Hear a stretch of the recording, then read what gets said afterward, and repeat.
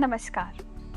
उज्जवल भविष्य निर्माण हेतु हमारे विशेष कार्यक्रम उच्च शिक्षा परिचय में मैं मोनिका शर्मा एक बार फिर आप सभी का स्वागत करती हूँ। दर्शकों, हमारा आज का विषय है डिस्टेंस एजुकेशन यानी दूरस्थ शिक्षा।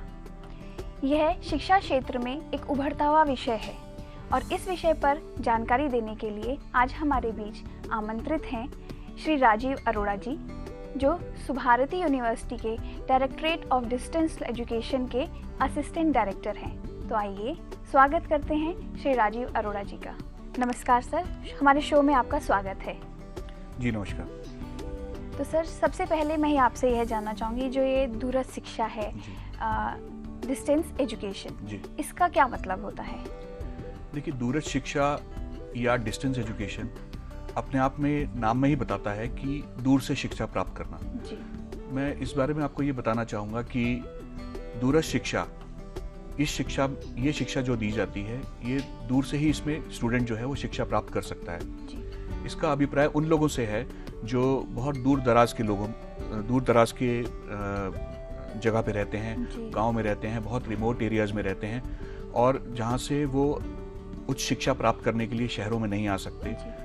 तो उस शिक्षा को ग्रहण करने के लिए एक तरीके से यूनिवर्सिटी खुद उनके द्वार तक चल के जाती है और कहती है कि आइए हम आपको शिक्षा ग्रहण कराएं। जी बिल्कुल।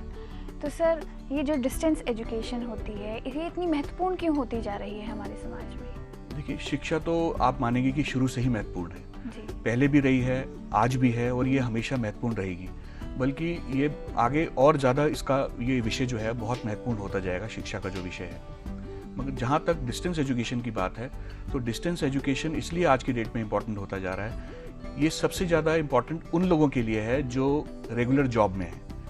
रेगुलर जॉब में रहते रहते उनके पास समय नहीं है। समय ना होने के कारण एक तरफ तो वो चाहते हैं कि साहब हम उच्च शिक्षा ग्रहण करें, और दूसरी तरफ उनके पास समय नहीं है। तो वो उस समय को ना देते हुए भी ये उच्च शिक्षा ग्रहण कर सकते हैं, पहली चीज़। दूसरी चीज़ ये कि आज जब हम बात करते हैं कि कोई भी फीमेल स्टूडेंट होती हैं जो बहुत गांव में रहती हैं, दूर दराज के इलाकों में रहती हैं, रिमोट एरियाज़ में रहती हैं और किसी कारणों से वो शहरों तक नहीं आ पाती, कॉलेज में दाखिला नहीं ले सकती या फर्दर आगे पढ़ाई करने के लिए यूनिवर्सिटी नहीं जा सकती, तो हम उन तक पहुंच के उनको ये शिक्षा ग्रहण कराने की कोशिश में है। जी बिल्कुल सर। तो ये जो डिस्टेंस एजुकेशन है, इसको करने के, इसको अपनी शिक्षा आगे बढ़ाने के हमारे पास लाभ क्या क्या हैं? क्या लाभ होते हैं कि कोई डिस्टेंस एजुकेशन करने के बाद उसको जो मिलते हैं? जी देखिए, सबसे बड़ा लाभ तो ये है कि अगर कोई व्यक्ति कामकाजी है और साथ साथ हायर एजुकेशन करना चाहता है, जो कि उसके फर्दर प्रमोशन के लिए भी ज़रूरी है, तो वो इसमें उसके लिए तो ये इतना इम्पोर्टेंट है कि वो उसके अलावा और कुछ नहीं कर सकता। तो दूसरा जो अहम चीज़ आती है वो ये आपने जो प्रश्न पूछा है कि ये इसके क्या क्या लाभ हैं। इसका सबसे बड़ा लाभ ये भी है कि जो दूरस्थ शिक्षा से या डिस्टेंस एजुकेशन से कोर्सेज करते हैं, उनको ये कोर्सेज करने के बाद जो उनको डिग्री प्रदान की जाती है वो लगभग एट पार होती है। और सबसे बड़ी बात यह है कि कोई भी गवर्नमेंट सेक्टर या नॉन गवर्नमेंट सेक्टर में वो मान्य है। तो सर, ये जो डिस्टेंस एजुकेशन की प्रणाली शुरू हुई थी, इसकी स्थापना कब हुई और कौन कौन सी संस्थाएं हैं जो इसे गवर्न कर रही हैं? देखिए, इसकी जो शुरुआत हुई थी वो 1985 में हुई थी, जब Indira Gandhi national open university की शुरुआत हुई। इसी के तहत ये दूरस्थ शिक्षा या हम लोग जिसको डिस्टेंस एजुकेशन कहते हैं, इसकी शुरुआत हुई। इसके बाद 1996 में यूनिवर्सिटी ग्रांट कमीशन ने, यूजीसी ने इसको और कुछ चुनिंदा यूनिवर्सिटीज़ को दिया। और मेरे को ये कहते हुए बड़ा हर्ष होता है कि उन चुनिंदा यूनिवर्सिटीज़ में आज स्वामी विवेकानंद सुभारती यूनिवर्सिटी भी है। जी। जो प्रेजेंट सिचुएशन है इसकी वो ये है कि जो गवर्निंग बॉडी है इसकी, वो आज की डेट में डिस्टेंस एजुकेशन ब्यूरो है। तो सर, जो भारत में आज डिस्टेंस एजुकेशन की स्थिति क्या है? देखिए, इसकी स्थिति का आकलन आप ऐसे कर सकते हैं कि जो टोटल पॉपुलेशन है जो स्टूडेंट्स की पूरे देश भर में, उसका लगभग 20% हिस्सा डिस्टेंस एजुकेशन से शिक्षा ग्रहण कर रहा है आज की डेट में। और मैंने जैसे कि पहले भी आपको बताया कि बहुत कम ऐसे चुनिंदा विश्वविद्यालय हैं जिनको ये दूरस्थ शिक्षा चलाने के आदेश DEB ने दिए हैं या डिस्टेंस एजुकेशन काउंसिल ने दिए हैं, तो उनमें से हम भी एक आज इस देश में हैं। और अगर मैं नॉर्थ इंडिया की बात करूं तो मेरे ख्याल से नॉर्थ इंडिया में हम लोग आज सबसे अग्रणी हैं। तो सर, सुभारती यूनिवर्सिटी इतनी बड़ी यूनिवर्सिटी है, इस यूनिवर्सिटी में डिस्टेंस एजुकेशन जैसा प्रणाली शुरू करने के उद्देश्य आपके क्या थे? देखिए, उद्देश्य अगर मैं इस विषय पे आपसे बात करूं तो काफ़ी सारे उद्देश्य हैं, बहुत उद्देश्य हैं, मगर अगर मैं इसको बहुत प्रिसाइज करूं, बहुत छोटा करूं और कहना चाहूं एक ही सेंटेंस में आपको, तो इसका जो हमारा विजन और मिशन है वो ये है, देश हित में शिक्षा का विस्तार देश के कोने कोने में।